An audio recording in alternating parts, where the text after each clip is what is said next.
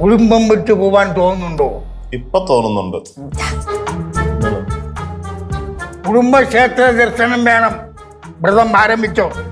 തുണയായി നിൽക്കുന്നവൾ പൊങ്കാലയിടും. അളിയനെ തുണാന്ന് പറയുമ്പോ ചേച്ചി ചേച്ചി എവിടെയോ പൊങ്കാലിടണം. എന്നാ പിന്നെ ഒരു കാര്യം ചെയ്യ്, എന്റെ നെഞ്ചത്തട്ടൊക്കെ ഇട്. ഇടാം. லிச்சு நம்ம சக்கரை பொங்கல் போடலாம். എന്റെ ആന്റി പൊങ്കലല്ല, പൊങ്കാല പൊങ്കാല. ஓ இது ஆனாலும் நான் ஹெல்ப் செய்யறேன். പരസഹായം വേണ്ട.